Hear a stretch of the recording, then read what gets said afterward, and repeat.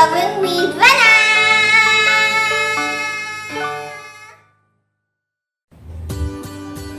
Hi, Bunnies! So ngayon po, natanggap na po natin ang ating team sa Google AdSense. Gusto ko lang pong magpasalamat sa lahat ng patuloy na sumusuporta sa akin. Asahan niyo po, nagagawa pa po ako ng mas magaganda at mas madami pang mga content. Sana po mag-enjoy po kayo! Hi po mga bunnies! Ngayon po, lutuin po natin ang tinatawag naming Pandemic Special Number 2, ang squid meal. Kumuha po tayo ng isang medium size na repolyo at hiwain ng maliliit. Hindi po natin isasama ang pinakagitna dahil matigas po ito at medyo iba ang lasa.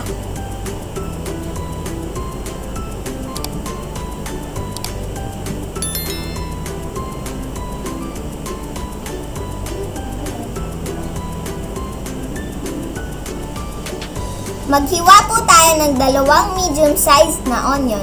Manamis-namis po kasi ito kapag ihinalo sa ating niluluto.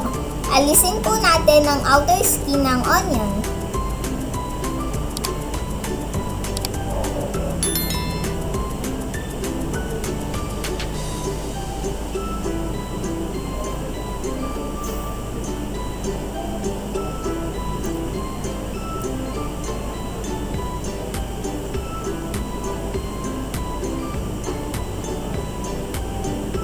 Magdagdag po tayo ng 5 cloves ng bawang para sa ating squid meal. Liitan lang po natin ang mga hiwa para humalo ng maigi sa gulay. Maghiwa din po tayo ng 2 medium size na kamatis.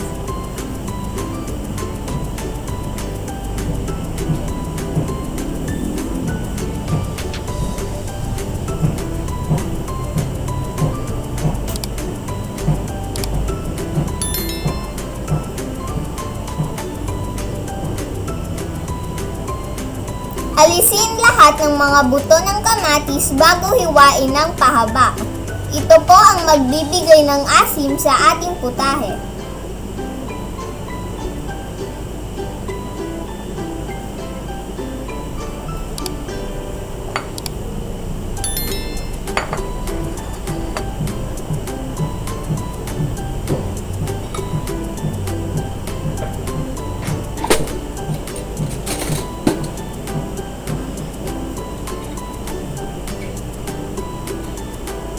Ngayon po, isunod natin ang tampok na product na gagamitin natin ngayon, ang Saba Squid in Can.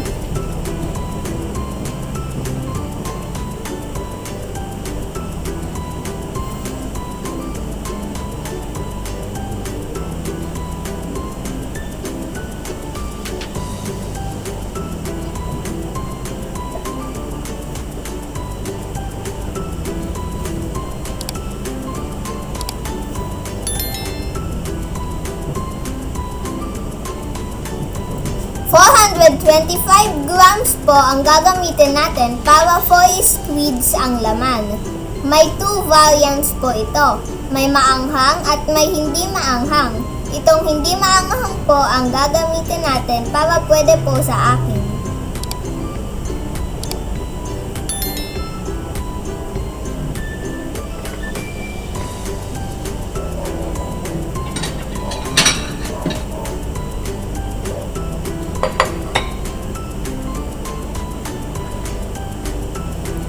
Gagamit po tayo ng strainer para ihiwalay po ang liquid sa ating mga squid. Masarap po yung liquid, pwede nyo gamitin sa ibang lulutuin nyo.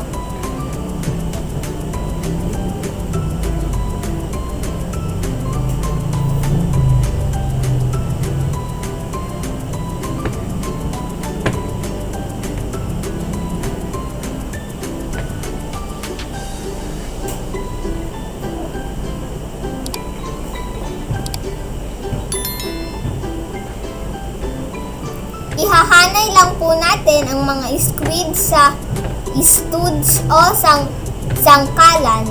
Pagputol-putulin po natin ng maninipis.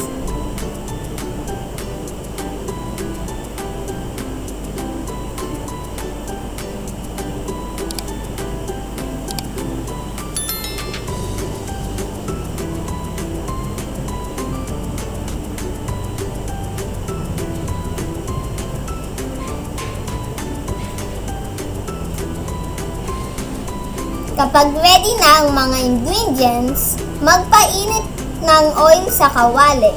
Medium heat lang po tayo.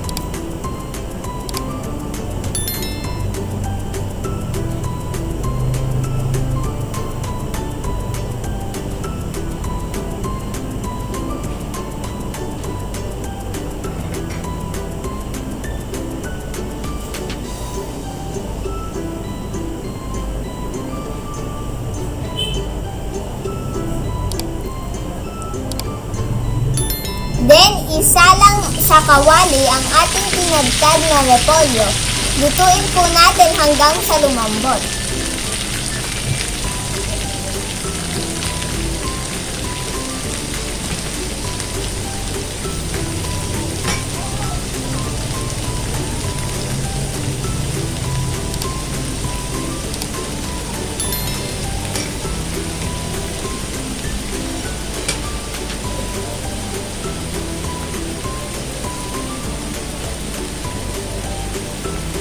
Haluin po paminsan-minsan ng repolyo para di po ma-overcook ang nasa ilalim na part ng gulay.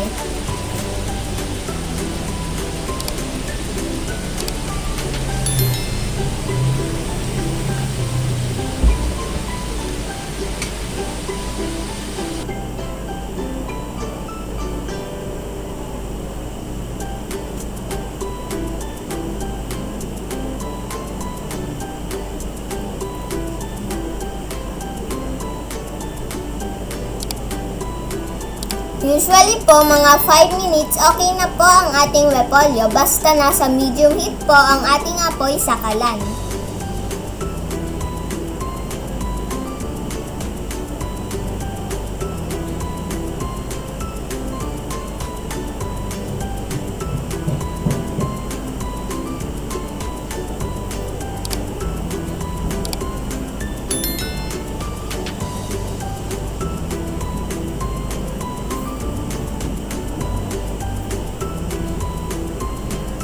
Kapag okay na po ang ating repolyo, pwede po natin siyang itabi para isalang naman natin yung susunod na ingredient, yung squid.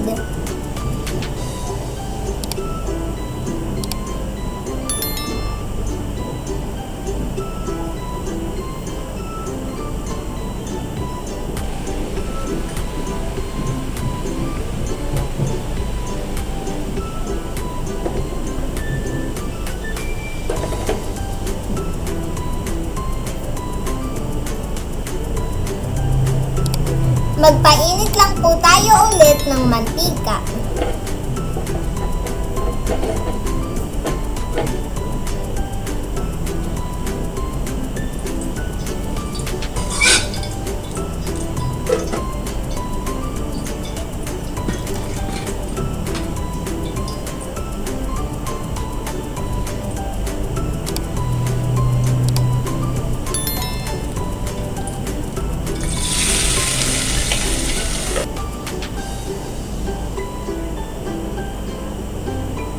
Pag mainit na po ang mantika, isalang na po natin ang squid. Gagawin po natin ito para mas malutong at lumabas ang katas ng squid at yung natural oil niya.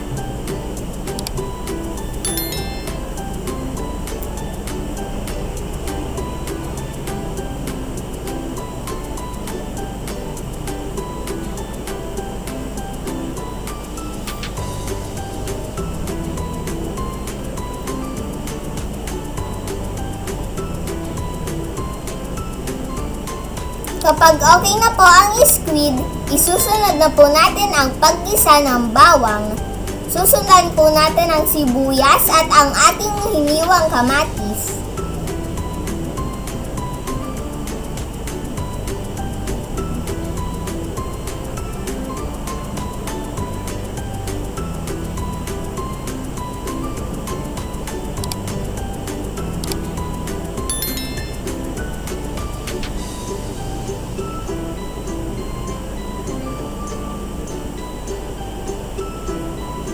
After maisama ang repolyo, ilalagay naman po natin ang ating pampalasa, ang Mamacita's Oyster Sauce.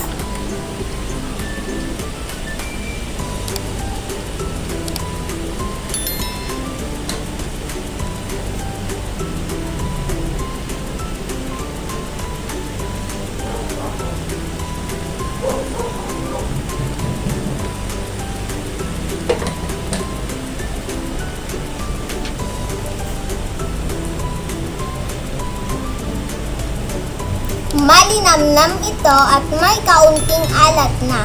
Pero nasa inyo pa rin po kung gusto nyo pang mag-add pa ng salt.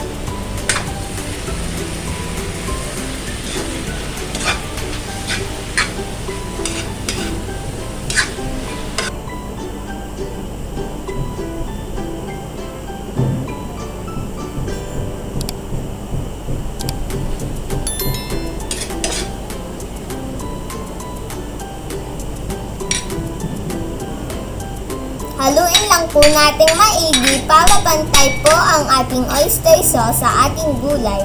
Kapag okay na po, ihahalo na po natin ang ating squid.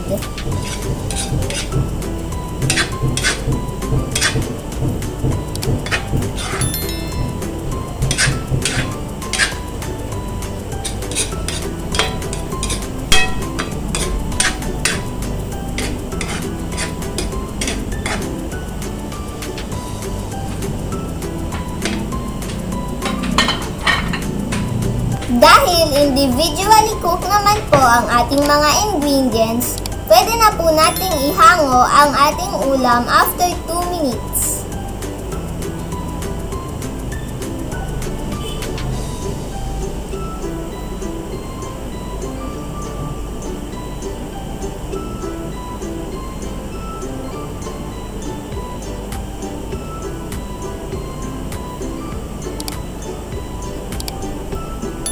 Yay! Ready na po ang ating pandemic special number 2, ang squid meal.